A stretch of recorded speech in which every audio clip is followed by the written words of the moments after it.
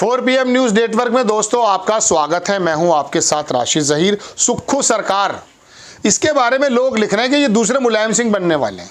इन्होंने क्या काम कर दिया? बताया ये गया है कि वहाँ पहाड़ियों के अंदर जो एक अजीबोगरीब आग भरी हुई है, वो रात दिन बोर्ड लगा रहे हैं, साहब फिर विशेष समुदाय का बंदा नहीं आएगा, साहब मस्जिदों में जमातें नहीं आएंगी। शिमला में एक मस्जिद का झगड़ा चल रहा है, पहले से ही मस्जिद है वहाँ, वो थोड़ी बन गई होगी चूँकि भीड़ ज़्यादा हो रही, हर जगह हो रही है भाई। उसको लेकर के वहाँ के लोग बार बार सड़कों पर आ जाते हैं और राइट विंग के जो गुंडे हैं वो आकर के उनके अंदर आग लगाते हैं। अब वहाँ पर लाठी चार्ज हो गया। सुक्खू सरकार अब आ गई है साहब परेशानी में। लोगों ने कह दिया ये मुलायम सिंह बनेंगे, क्योंकि मुलायम सिंह ने भी कभी संविधान का इस्तेमाल करते हुए गोली चला दी थी राम सेवकों पर, वो जो क्या थे वो उनके अयोध्या के अंदर जो गए थे कार सेवकों पर, सॉरी।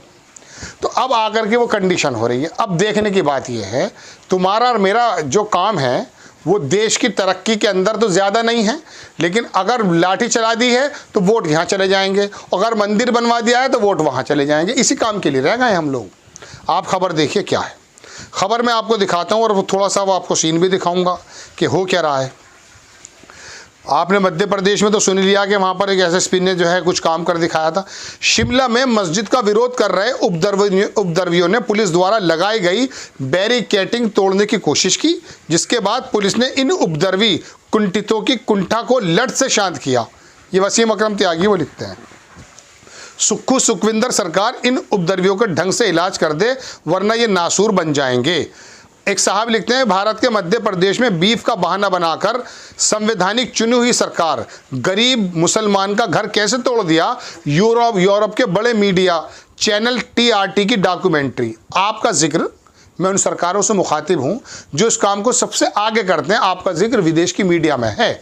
आप अगर ये सोचते हैं कि आप जो हैं कुएं के मेंढक हैं, आपको सिर्फ दुनिया कुआं ही नज़र आ रहा, तो नहीं, समंदर मौजूद है। हमारा जिक्र होता है, आपका जिक्र होता है। आप ये सोच रहे हैं कि हमने आंखें मींच ली, कोई देख नहीं रहा है, ऐसा नहीं है। ये मैं आपको बता रहा हूँ। खैर, अपनी खबर पर आता हूँ। दूसरे मुलायम सिंह बनेंगे CM सुक्खू। ये अभय प्रताप सिंह है, कोई रिपोर्टर है, वो लिखता है, शिमला में अवैध मस्जिद के खिलाफ प्रदर्शन कर रहे हिंदुओं पर भयानक लाठीचार्ज। मुलायम सिंह यादव ने गोलियां चलवाई थी। सुक्खू सरकार में लाठियां चल चुकी हैं, भयानक तनाव है। सुक्खू सरकार आगे क्या करेगी? कितने शानदार इसने थंबनेल दी है। अंदर से रिपोर्टर है या अंदर से क्या है ये तो आप जान लीजिए, लेकिन कहाँ से कहाँ लाया है। ये मीनाक्षी श्रियन है, ये उसी चैनल में काम करती है। वो एक आता नहीं है तलवार लेके, एक रिपोर्टर चौहान के नाम है उसका, कलम की जगह तलवार लेके खड़ा हो जाता है। बताइए, ये तो रिपोर्टर है हमारे यहाँ। वो सुदर्शन करके चैनल चलाता, बहुत से लोग उसको नाम से अजीब अजीब बुलाते हैं। तो इसके पत्रकार लिखती है कि शिमला अवैध मस्जिद के खिलाफ लोगों का, अवैध मस्जिद इसने घोषित कर दी। इस पत्रकार ने पहली लाइन में घोषित कर दी कि वो अवैध मस्जिद है। ये काम तो सरकार का है, नगर निगम का है, वहाँ के विकास प्राधिकरण का है। ऐसे ऐसे जाहिल पत्रकार बन गए हैं कि उनको ये नहीं पता कि जर्नलिज्म के सिद्धांत क्या है। अपनी तरफ से पहले अवैध बता दिया उसने। सुक्खू सरकार, पुलिस ने इन पर लाठियां बरसाई हैं। मुलायम सिंह यादव ने अयोध्या में गोली चलवाई थी। सुक्खू सरकार में गोली तो नहीं, लेकिन लाठियां जरूर चलवाई गई थी। देख लीजिए आप, ये लिखती है, ये मीनाक्षी सुदर्शन की है, कोई लड़की वहाँ पर काम करती है। अब इनके बारे में क्या कहा जा सकता है? तो ये तमाम चीज़ें मैं आपको दिखाना चाह रहा हूँ दोस्तों। अब आप देखें, एक नई खबर इसके साथ में और बताता हूँ। जिस निगम कर्मी को पीटने का वीडियो देश ने देखा, उसने कोर्ट में कहा बल्ला आकाश ने नहीं मारा। मामले में पूर्व विधायक आकाश वर्गीय समेत सभी बरी। कैलाश विजय वर्गीय के लड़का बल्ला मारता हुआ दिखाई दिया था आपको, एक निगम के अधिकारी को, पूरी दुनिया ने देखा था, वो बरी कर दिया गया। ये कहा गया है, अखबार की कटिंग भी लगाई कि जिस निगम कर्मचारी को पीटने का वीडियो पूरे देश ने देखा, उसे कोर्ट ने कहा बल्ला आकाश ने नहीं मारा। हो सकता हमारी आंखें अंधी हों, हम पागल हों। एक टाइगर है, इसने नाम रख रखा, ये तेलंगाना में बदमाशी फैलाता है, राजा सिंह, विधायक भी था शायद। ये लिखता यह है कि हिमाचल वाली हिंदू एकता ही हम सबको हिंदू राष्ट्र दिलवा सकती है। मेरे हिंदू भाई बहनों, हमेशा यही एकता बनी रहनी चाहिए। हिंदू एकता हमारी सबसे बड़ी ताकत है। आप ये देखिए, मैं आज आपको इत्तफाक से ये खबरें सुना रहा हूँ, वरना मैं अंतर्राष्ट्रीय पटल से निकली हुई खबरें और देश के पटल से निकली हुई खबरें ज़्यादा बताने की कोशिश करता हूँ।